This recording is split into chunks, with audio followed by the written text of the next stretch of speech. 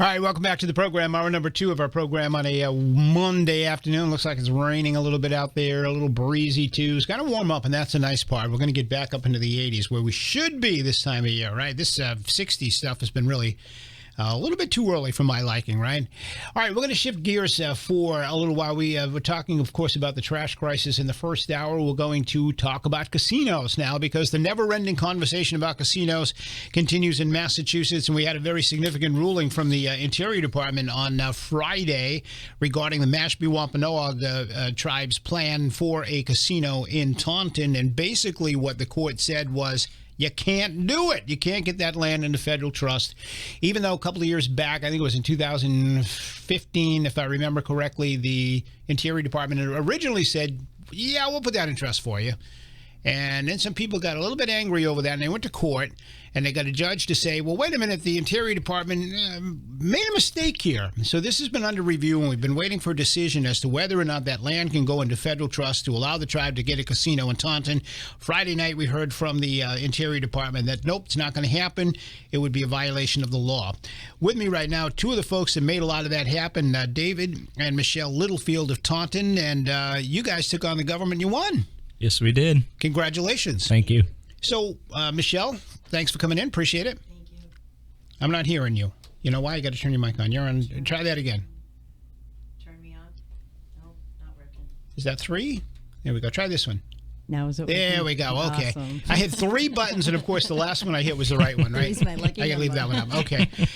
Thank you for coming in. Appreciate it very much. So, Thank you for having us. So let's just walk this thing back, right? So we've got a casino bill that's passed into law. The legislature passed this thing back a few years back. Governor Deval Patrick said, "Okay, well, fine, I'll relent. We'll do a casino bill, but we got to set aside Regency, southeastern Massachusetts, and give preference to the Native Americans there." Okay, so basically the Mashpee Wampanoag.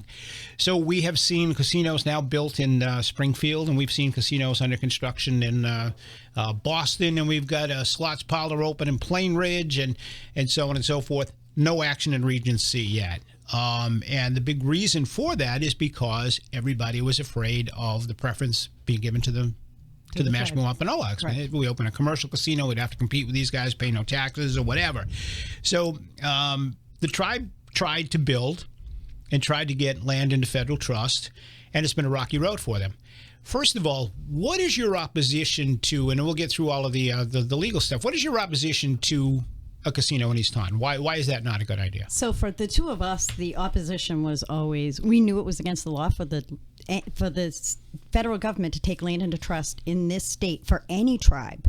And we knew that, that was decided way back in 2009 when the Narragansetts attempted to get land in trust. Not necessarily for a casino. They were actually doing something different, but Governor Carcieri at the time took that case all the way to the Supreme Court and won. And as you said earlier today in your earlier program, that determined the criteria, and it's a 2-part criteria that the Department of the Interior has to apply to every single tribe that applies for land in trust.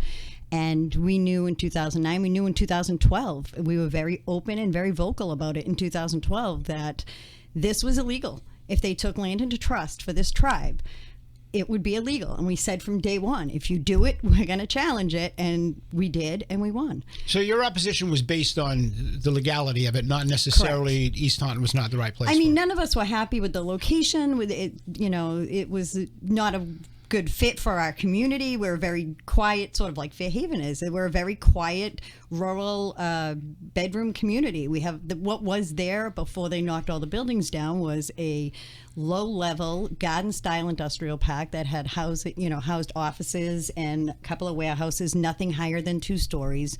It was nestled sort of off of Route 140 on the opposite side of the mall. Again, quiet. We didn't have a lot of traffic from it. It was, heavily regulated by our city and our state, and we opposed to that. We lost that control if there was land in trust. Right. We had no oversight in any respect. So, David, you knew this in 2009. She knew that in 2009. I knew it in 2009. A lot of folks that know anything about and I don't know a lot about it, and I don't pretend to, but a lot of folks that knew about these things knew that there was no way that if you had not been recognized by 1934. You just weren't going to get land in trust. Yeah, it was under federal jurisdiction. Under federal jurisdiction. Right. So did Governor Patrick know that? It seems to me he should. Well, that's an interesting point because, of course, he knew that. In fact, Martha Coakley at the time was the Attorney General, and she wrote a letter in support, an amicus curiae. Yeah. And she wrote a brief in support of Kachiri in 2009.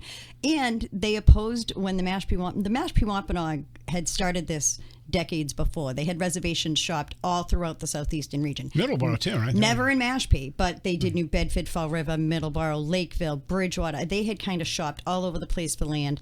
Reservation shopping. Yes, which is something that the department frowns upon and infringed upon other tribes' claims to, not necessarily claims, but other tribes' territories or regions. And that upset other tribes as well. But so what was in play here? And I mean, Patrick knew this was not going to happen. Martha Coakley knew it wasn't going to happen. You guys knew it wasn't going to happen. So, well, I'm glad you asked me that because when this first started, I took that on as my significance to fighting this, and I got the 124-page opposition letter that the governor at the time wrote against a casino in Middleborough with the tribe, citing several mitigation problems with airports, the lands, and whatnot. And I basically sent him his own 124-page letter to him with big letters I wrote on it. Tell me what's different now, because he flipped a coin and all of a sudden he wants to have this land in trust. So he opposed it in Middleborough, right, but supported it 3 or 4 years later in East Taunton. And Martha Coakley was a few years back when she was running. She was in Taunton, and I had gone to a meeting there, and I asked her. I said, it was a meet and greet, so I said, geez, why are you why did you support Kachiri, but you're not fighting against land and trust in your own state? And her answer was, she looked at me, she goes, it'll never happen anyways. And then she walked away. So, that right there told me they did not know what they were doing. Or did they? Well, yeah, could be too. Again, but I like to take the high road and say that they're uneducated. I don't want to accuse anybody of anything. Well, if she said it's never going to happen anyway, she obviously knew. She's a smart lady too. She's a lawyer. Patrick's a lawyer. Right. And so, in my humble opinion, they knew damn well this was never going to happen in southeastern Massachusetts. This was a way to get casinos in the central part of the state in Boston, but nothing down here. Right. And but the big question is why, though? Why would that be? Why what? Why did they want to exclude this area? Because they knew they made this Region C, southeastern Massachusetts, the one region out of the entire state where they gave preference to the tribe. In my opinion, knowing full well that the tribe was never going to get land in a trust anyway. So it seems to me that it was intent not to have gaming in this part of the state, but to give it to Springfield and Boston.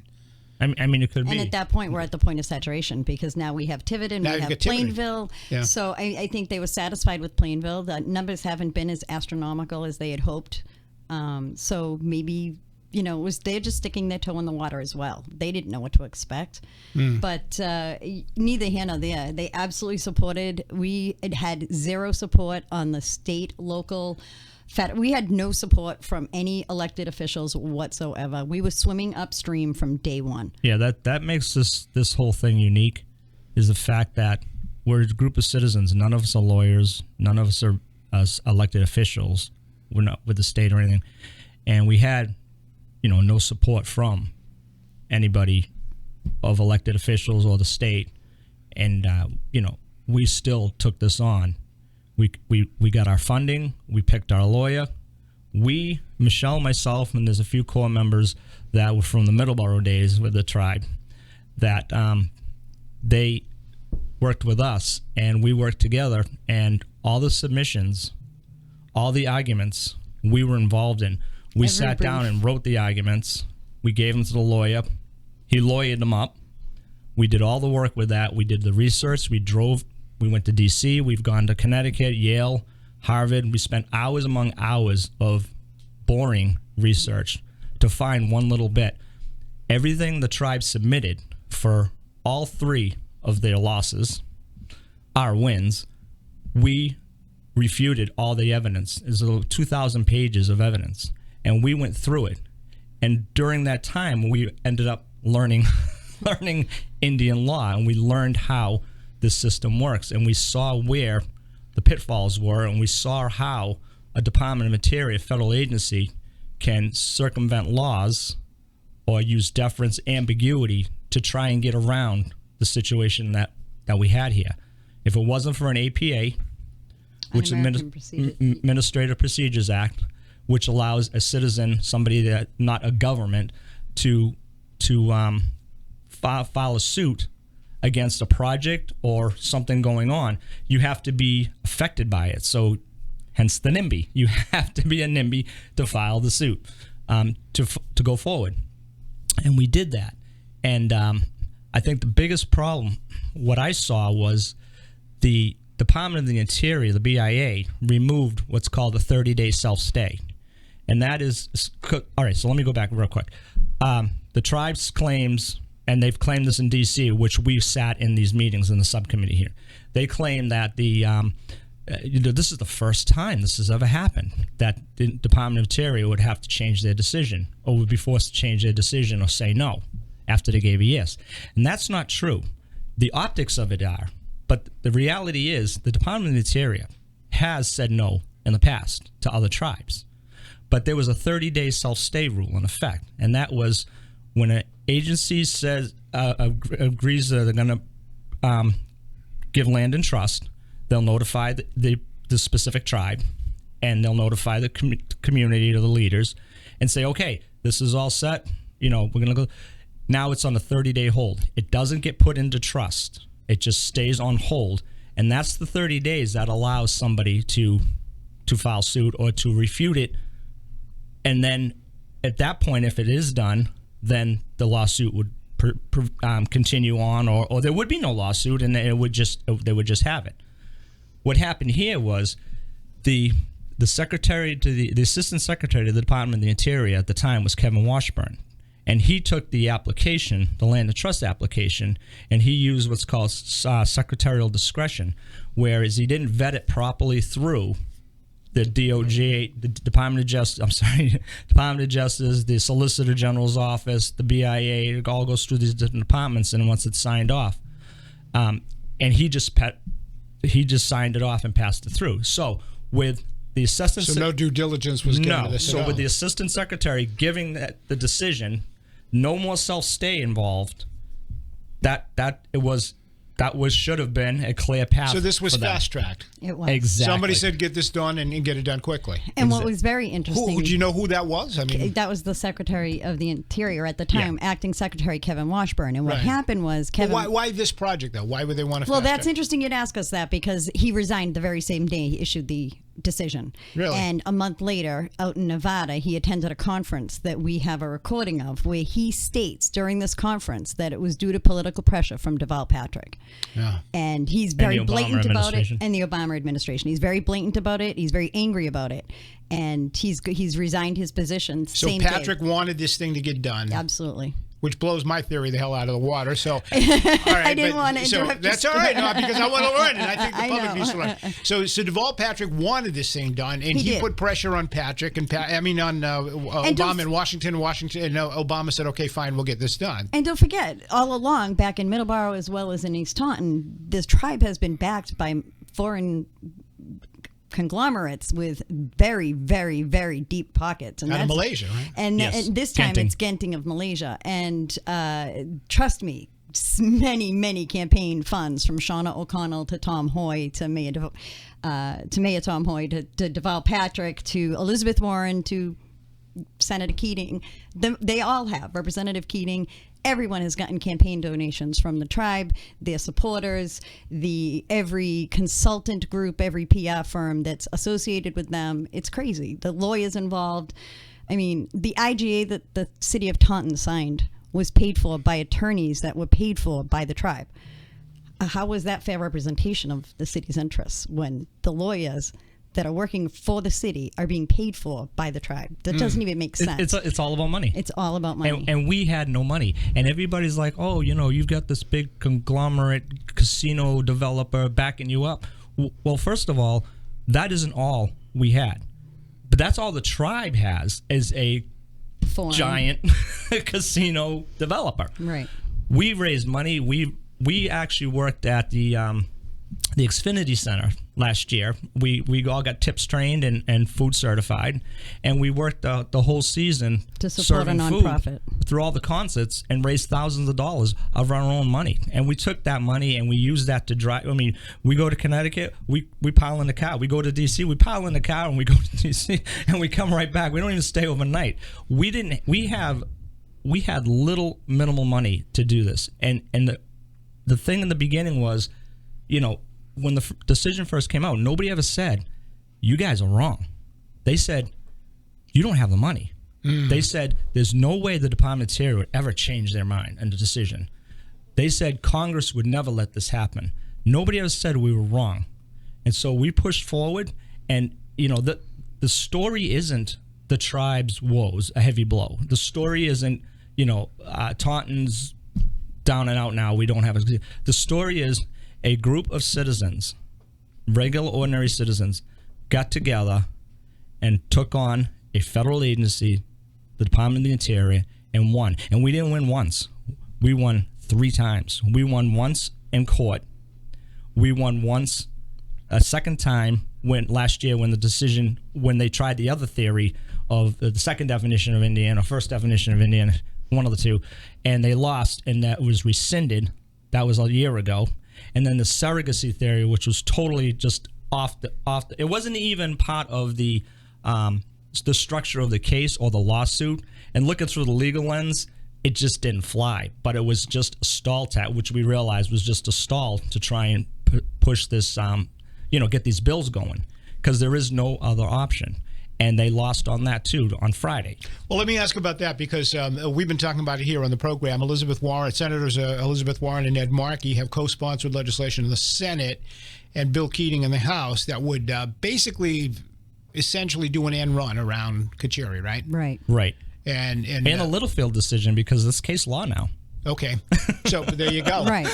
There you go. So now you're in U.S. history. Yes, we are. So, but from what I understand, they can't get any kind of support for this. As a matter of fact, from what I understand, they're not even getting these bills out of committee. Well, interestingly, we've made a lot of connections in Washington, and throughout the years of fighting this, it's been almost 7 years for us, and our first call was right to our friends in Washington, D.C., and we said, what the heck are we going to do? And they laughed. And I said, why are you laughing? And they said, oh, it's Elizabeth Warren. It's going nowhere. Don't worry. So, I mean, we always take that kind of advice with a grain of salt. It doesn't slow us down. Yeah, we always worry. We always worry. When they say don't worry, that's when you worry the most, right? We quick do our research, call the lawyers, start pulling up cases to see what law defines the mechanism for this to happen. We are very confident that these bills have absolutely no hope. We sat in on the hearings on July 24th in Washington, D.C. Us and several other plaintiffs went, and we sat in there and we heard the members of that subcommittee say they were not going to take action on this bill until a decision was released from the Department of Interior covering the second definition. And they got that, and it was like my husband said, a third resounding no. So I have absolutely no doubt this is going nowhere. It's not going to leave the subcommittee. All the money and lobbyists and campaign donations that they've made have been for naught, because it's over.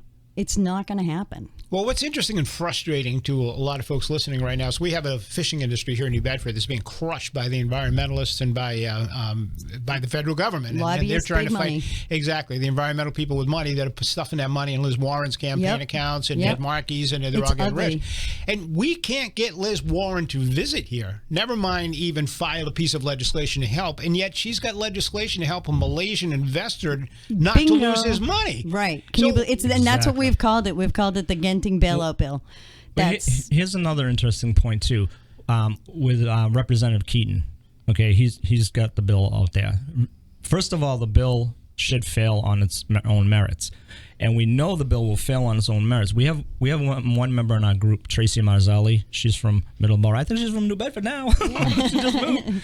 But and Kim Shea from Carver, who they can read this stuff and dissect it, and then they help us understand it, because it's a lot of lawyering stuff, and they understand that, and neither one of them are lawyers. But the bill, it was saying it says reaffirm a reservation. Now, the reservation is part of the land and trust, okay? If you don't have land and trust under the IRA in 1934, the reservation comes under that. So you can't take a piece of that out and go, oh, okay, well, none of this works for us, but this does, so let's just save this. And that's what they have Representative Keaton doing, going after the reservation, because you'll notice that they're not saying reaffirm land and trust. Well, you can't reaffirm something you don't have an answer to. Now, if it was a yes, then you could reaffirm a yes. But essentially, after Friday, they're reaffirming, that bill reaffirms a no. And it specifically says they didn't have a reservation, so it reaffirms a no. Now, prior to this decision coming out, okay, so the bill that Keaton put forward, because he represents Mashpee, right? He does not represent East Taunton. However, that bill affects me and my community in East Taunton. So when we tried to contact Bill Keaton, I'm sorry, we can't talk to you. You're not one of our constituents. So I'm trying to understand why you, Mr. Keaton, would decide what's going to happen in my community, and I have no say in it because I'm not one of your constituents. That alone on its face value is just wrong. All right, so Keating wouldn't talk to you guys. No. Nope, none of us. And there's several of us sent What about emails Warren or nope. Markey's Nope. people? They won't talk to you Oh, either. God, no. I mean, come on, our own mayor and our, Yeah. state, except for Keiko Oral and one city councilor, David Padia, we've had zero support. No phone calls, no help. We did get the Attorney General's office to meet with us. We met with them once. It was a fantastic meeting. They called us in and asked us to meet with them a second time in regards to the compact, which is also illegal, that the state spent millions of dollars producing two of. But yeah, no, we've had zero support. No calls, no nothing. Let me do this. I want to take a break. This is amazing stuff. And then we're going to take some calls. 508-996-0500. We have with us in the studio David and Michelle Littlefield. They took on the federal government, and they won in this whole Mashpee Wampanoag casino issue in Taunton. As of right now, and it appears as of forever, unless they go through a commercial license route, the Indians are just not going to get a casino in Taunton, right? I mean, the Mashpee won anyway. That's a whole nother 15 That's up minute to them. segment, Barry. That's not what our fight is. Right. All right, let me do this. We'll take a break. We'll come right back and chat some more. Stay with us. You're listening to 1420 WBSM.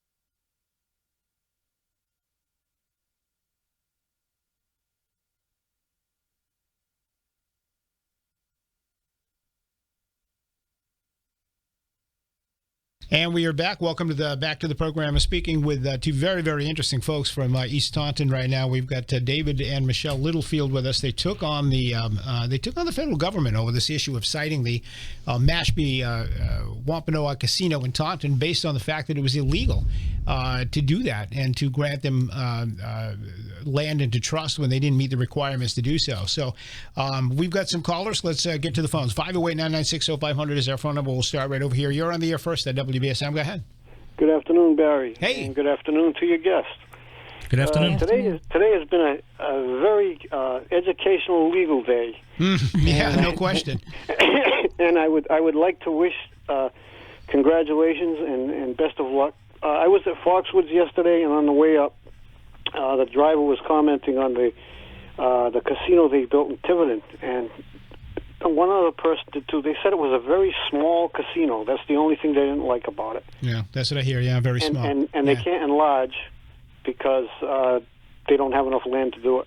Did you have anything specific you'd like to ask the Littlefields while you with us? No, I'd like to sit back and listen. Like I said, very educational today. All right, awesome, my friend. Appreciate it. Thank Give me a call Take care, later on. So, just so that people are clear, because we got people coming in and out during the course of the hour, your opposition to this project was not that you oppose gaming.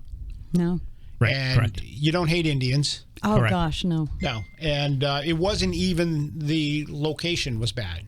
Well, I mean, we weren't even overjoyed about that, however. Well, the fact that the elementary school is diagonally across the street, 300 feet across the street from the site, it could have been anything that went there may have had some adverse effects, not particularly a casino.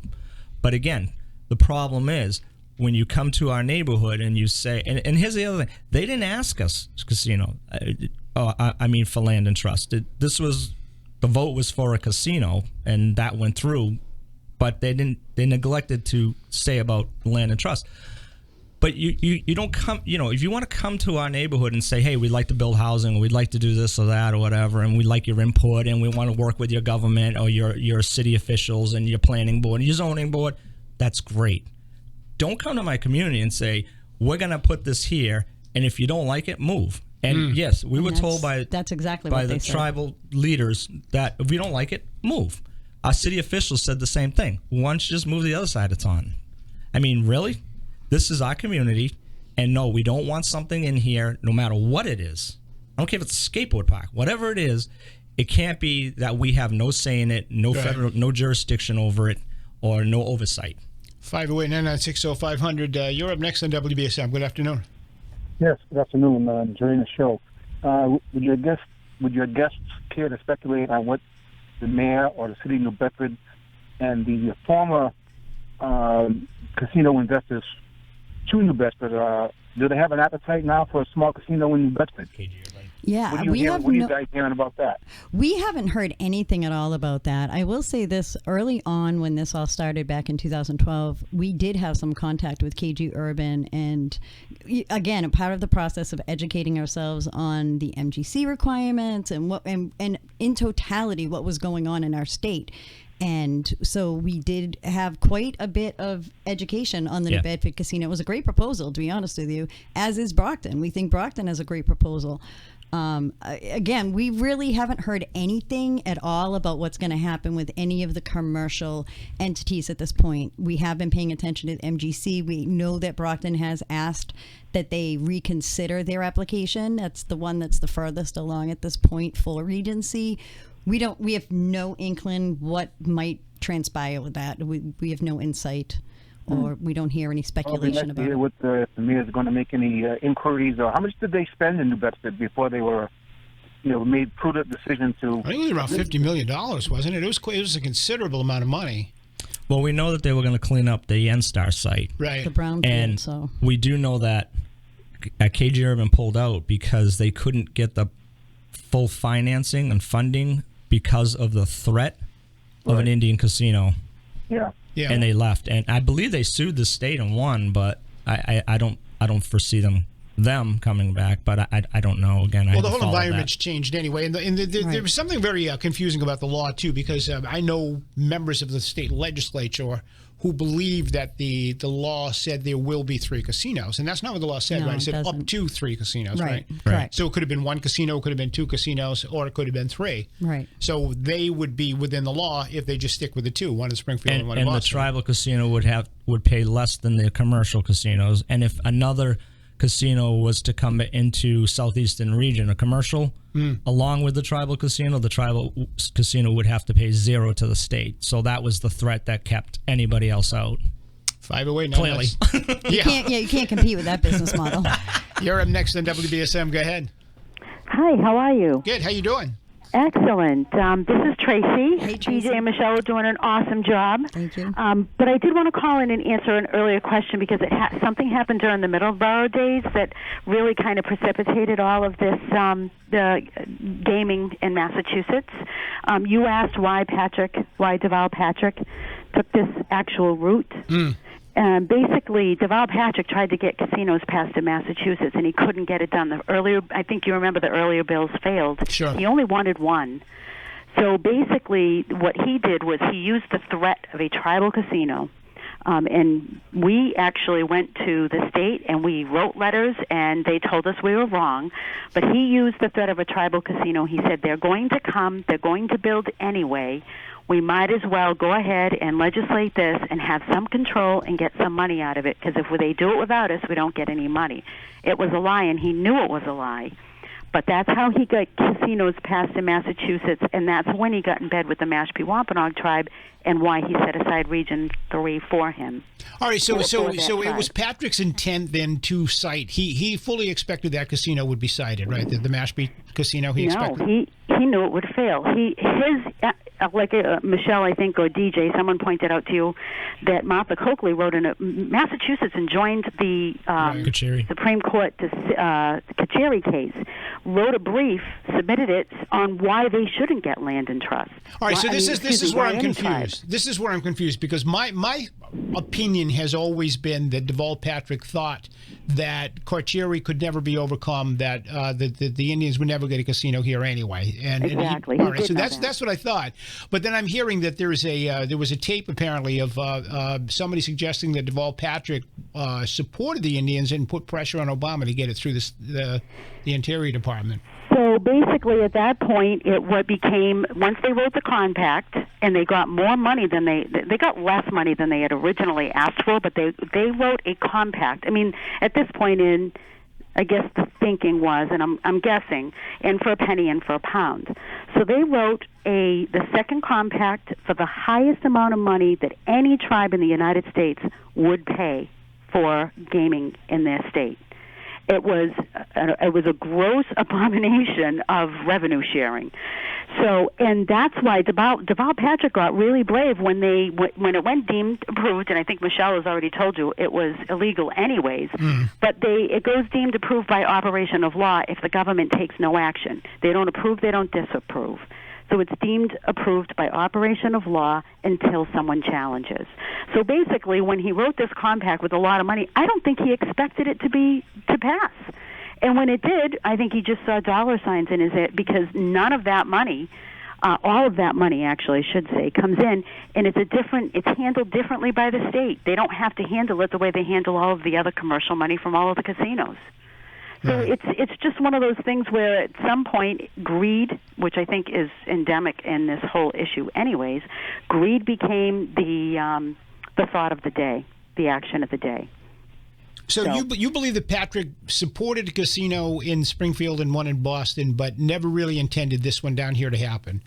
Well, again, he only wanted one in the state of Massachusetts. Right, that would have been his market preference. saturation would happen. This was the only compromise he could get to pass casinos in Massachusetts. Right.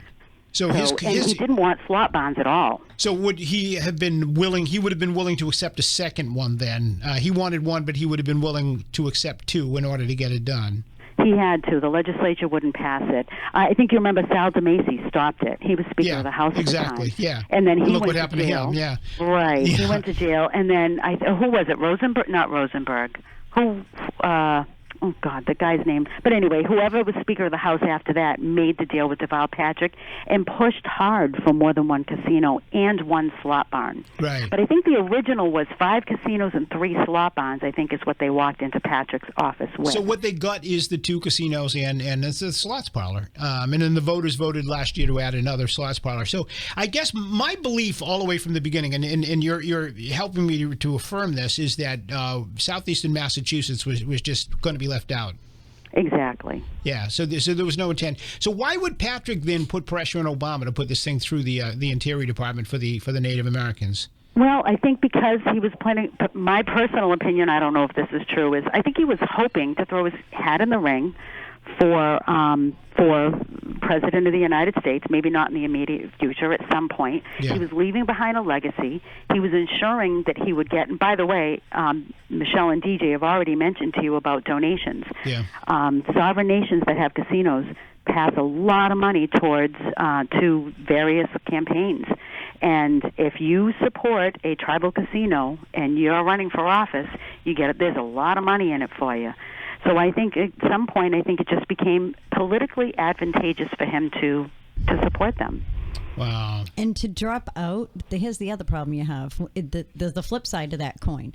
Anything you do or say against the tribe, and we've learned this firsthand, and it's cut pretty deep, you're deemed racist. Right. And that is, it's very difficult to prove a negative. How do I prove to you that I am not racist? Yeah. You know what I mean?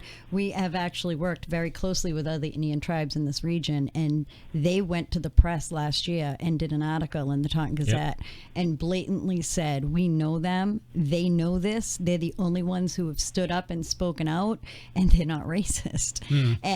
But seriously, that's a lot of the reason why Elizabeth Warren and Keating and all these other people, they're going to do whatever the tribe asks them to do, because if they don't do it, It's an election, racist. Yeah. Well, they want the money too. I mean, They want the money. Their pockets are getting greased. That's I'm right. disappointed. Shauna O'Connell was not a supporter, huh?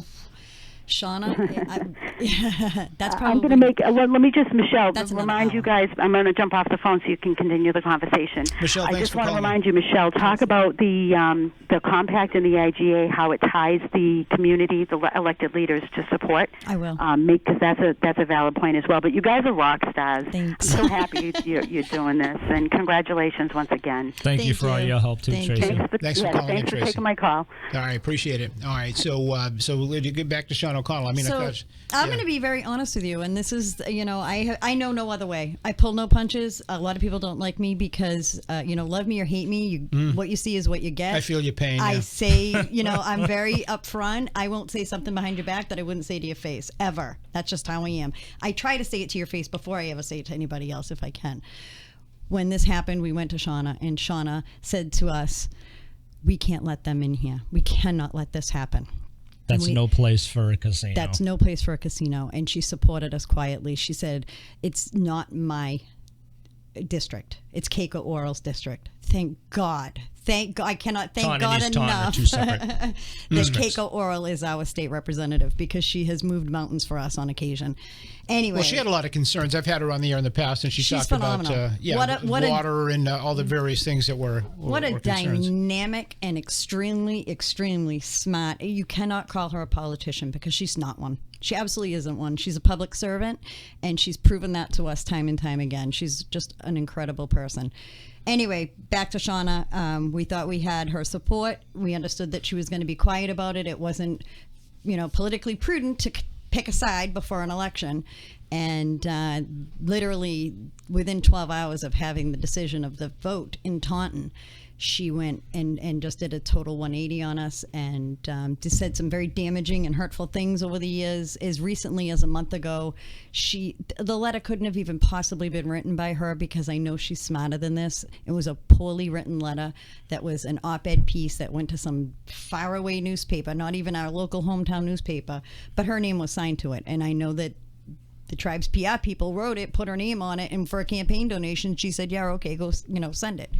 And unfortunately, Taunton needs better representation. So she became an advocate for the project. Absolutely. Yeah. What about Mayor Hoy? I mean, has Mayor Hoy been helpful? Not at all. Nope. In fact, this all started because of Mayor Hoy. Mayor Hoy came to us and said to us, you live in East Taunton. There's a political action committee called Together for Taunton, and they're bringing the tribe members to people's homes to have coffee hours to tell you about this project. Will you do that for me? Tommy and I went to high school together. I've known him for years. We also had two other classmates that were on the city council at the same time. And I said, yeah, of course I'll do that for you. And it opened a can of worms like you wouldn't believe, because I invited my friends and neighbors, and they had so many questions that weren't answered, or were answered in a way that we were so shocked by that we had no These are people that are supposed to have the answers. Didn't have them. And we were really left scrounging for information, and what little information we were getting was scary to us, and we had no option but to come out opposed. And unfortunately, very early on after the vote, Mayor Hoy stopped speaking with us. He refused to listen from day one. He's never sat in on any of our meetings to understand the legalities of this. What about Senator Pacheco? Or Has he opposition? been, Zero. Nothing, huh? Nothing. The only people who have ever taken And these the are all time- people that have actually, taken. I did have a conversation with him about this prior to the land and trust application going through the I first recall time. he called you a wise guy. And well, he did, because I asked him. I was at a function, and I asked him. I said, "So why do you feel that the Mashpee Wampanoag tribe has ties to Taunton? Because I can't find them." And as real as I'm standing here in front of you, he said two things. He said, "There's streets named after Wampanoags in Taunton." Oh no, this gets better. Hang on. Well, they have ties because they canoed down the Taunton River at one time. That's what he said. And I I swear made a to God. comment to him, and then he walked back over to me and said, "You're kind of a bit of a wise guy." And I guess I'm like Michelle. I'm not used to the political scene, and I don't know how to behave sometimes in public. We say it like But it is. we do say it how it is, and unfortunately, that's the way it came out. But He's yeah, uneducated, there was as no were support. every single one of our representatives, except for, as I mentioned, the two, Keiko Earl and David Pottier. They took the time, and I cannot even tell you, if we sat down 10,000 times, they were with us at least half of that. They came to our meetings. They came to both our private close-knit group meetings as well as our community meetings. We held community meetings in public places, in churches, at the Holiday Inn, and Yep. we begged people to come and learn, listen to what we have to say. We passed out copies of the laws. We did everything we could to educate the public, the community, our leaders. They turned a deaf ear and a blind eye. And- including the intergovernmental agreement. Right. We got a copy of the intergovernmental agreement, and on the back porch in our house, we sat down with On a hot summer day. councilman, a lawyer, and And a whole group of community group citizens. of us, and it was sweltering heat, and we went through this intergovernmental agreement. And what we were told was that this is the agreement. We're going to have a meeting at the high school. The city is saying this, and we're going to go over this and tweak it and make it work for everybody, and voice your concerns. And this and IGA the Chicago covered lawyers everything. came in. The tribe had hired. Okay, so the tribal lawyers, the Chicago lawyers were the city lawyers paid for the tribe. Figure that one out. The agreement they drew up covered everything from police and fire protection to schools to the bingo halls. That if the churches had bingo and they were going to lose money, there was going to be mitigation for that, and road mitigate. It just covered everything A to Z. So we had the meeting, and everything. We got our chance to speak, and their answers were, well, time is of the essence. That change can't happen. No changes. We're gonna do, we're gonna do what we can, but there is gonna be no change. And Michelle would actually say, like, so is this gonna get changed? And he would say, no. Over and over. It was a So- waste of time. It was a public meeting for input from the public, and we got there and they said they're voting up, or your city council is voting this up or down. There's no changes. My biggest issue, and Tracy mentioned this on the phone, was that this IGA effectively put a gag order on our city It sure did. officials. There is a provision in there that says that no matter what, the city and all of its elected officials, appointed officials, every department has to support the tribe in every phase of obtaining land and trust. Exactly. And they have, to the point where they have shunned the citizens, not just the 25 plaintiffs that live within a mile or two of the site, but they have completely shunned the entire community that has supported us. Did you guys ever get threats? Oh, gosh. Yeah, we've got threats, yeah, sure. we've Yeah. had some But keyboard one of the things warrior that stuff concerned me was when Cedric Cromwell, the chairman of the Mashpee Wampanoag tribe, was going on calling us racist and all that, and saying we're living on the stolen land. How dare we challenge this? Living on their land, they allow us to prosper on their land. We went to a city council meeting, and one of the city councilors, Dave Pottier, spoke up and said, that's just wrong. They call them skinheads, xenophobes. You got to say something in here, and it went right around the room to all the councilors, and they're like, we know the Littlefields, they're good people. We've known them for a long time, but this isn't the place to do that. And the mayor of our city sat there and said nothing. looked at his phone a few times and didn't say anything. Nobody stuck up. They did not vote to send a letter to the Mashpee Wampanoag tribe saying, apologize. You can't do that. Don't come to our city and talk like that. We live here. None of that was done. The intergovernmental agreement ties the city to supporting the tribe. Even including... It almost sounds like organized crime. Even Doesn't including it? the amicus It's brief. crazy. When we first went to court, the city of Taunton wanted to... the tribe told the city of Taunton to file an amicus brief to support the tribe. And they did. Problem is, we're in court on a law, on the legalities of a law, and the amicus brief was all about how we need jobs and we need the casino, and it had absolutely nothing to do with and the it didn't law. affect the case at all. The judge allowed it to be courteous and to be fair and open, transparent, but it didn't help. It didn't do anything. So they don't understand. I don't believe my own mayor understands the legalities of any of this. All right, let me do this. I got to take a real quick break. If anybody has any final thoughts, 508-996-0500 is the number. We're with David and Michelle Littlefield, part of a group that took on the government on this issue of whether or not the Mashpee Wampanoag ought to be granted land in federal trust in order to build a casino in East Taunton. They won and have pretty much shut the thing down. So we're going to come right back with more after this on 1420 WBSM.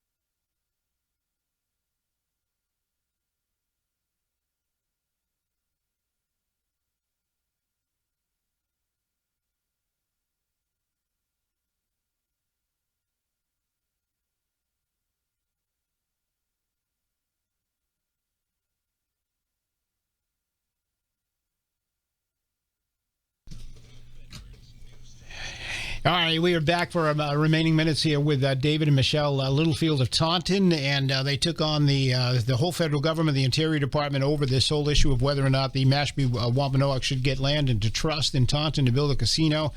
They won on the legalities of it. That was the main point of their contention. It wasn't that they had anything against casino gaming or the Indian tribe. They just said the whole process is illegal and it can't go forward. And sure enough, the Interior Department agreed with them. Let me ask you both. I'll start with David. Any regrets at all getting involved in this? I mean, this took a lot of time and a lot of your personal money and everything else. Any regrets at all? The only regret I have is that this whole issue divided a solid community. Yeah. It really divided the community. How about you, Michelle? Any personal regrets? Yeah, no, I'd have to agree with that. It took a lot of time out of our away from our families, and it definitely changed the course of our lives for sure. I mean, my goal at some point after the kids had graduated from high school, my goal was to run for council and to get really involved. I was very close with some of the the elected officials and other politicians in the region, and I really had gotten a taste for it. That's changed. I wouldn't jump into that.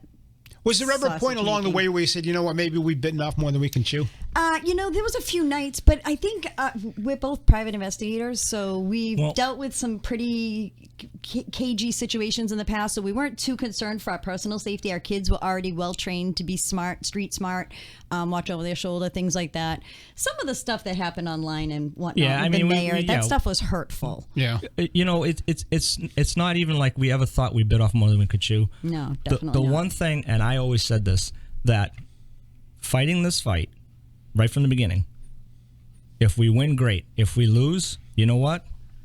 I can walk my neighborhood. I can go to my local store and hold my head high because, they can say that we lost or whatever, but I will always hold my head high because I tried, not that I cowered down and I gave in. Right. And that to me was the most important thing. Right. To at least say I tried, I gave it my best. And that's where we ended up. I wonder how many Luckily, people, we ended up ahead. I mean, you guys pretty much gave up your entire lives for a few years, right? At one it point, takes a toll on you, It sure. does. At one point, we both took a month off from work just before the referendum vote to try to get word out to the community. We've taken a lot of time off from work at various stages of the game. A lot of expenses involved. A lot of weekends we blew to sit down and look at 1,000 took pages of documents and decipher them and refute them. Yeah, 6 years. It's been a long time. And probably one of the hardest parts for us as plaintiffs, as a collective group was, anytime something bad happened in the city of Taunton, we don't have a central command center for our police and fire. And It's all your fault. It's our fault because they didn't get their casino. The mall's dying, it's our fault. The mall's dying, it's our fault. It's our fault. Anything bad, it's because they didn't get the casino. And to my response to that is, well, shame on the city if that's all they had planned for economic development. Because if you had stopped and listened to us in 2012 and even remotely researched anything that we were saying, you'd have known that we were right. We love our community, and we've always wanted to protect our community and stand up for our community. So I pulled out, as soon as you walked in, I pulled out the Cape Cod Times story from Saturday. Interior Department deals blow to Mashpee Wampanoag tribe. In fact, I even wrote an opinion piece on this. The funny part here, the Trump administration on Friday delivered an unprecedented and potentially crushing blow to the Mashpee Wampanoag tribe, and you both laughed at that. We did. You guys delivered a blow to this project. You betcha. Trump administration had nothing to do with it. Absolutely. They knew a year ago. They did. They absolutely June did. 19th. And I will say I sympathize in some respects with the mayor and completely with the tribe members because I think they've all been bamboozled by the tribe leadership and the tribe's lawyers, people that got paid, lobbyists that got paid a lot of money. Sure. I think they were feeding them a bunch of crap. Well, if you're a politician, I suppose that can be dazzling to you, right? Right, I'm but going to again, deliver on the great thing that's going to save this community. Neither one of us has a law degree. Neither one of us has ever studied or taken on anything like this, and we did it. We learned. Right. I don't want to hear And any anybody excuses. can do it. That's the thing. Anybody could can do it. The mayor could have read a couple of laws. I'm a skydiver. She works with the we did it. And anybody else can do that. I got to hold you guys. We're out of time. Appreciate it very much. Thank you for all your hard work, and thanks for coming in and sharing your story. Thank you. So when's the book out?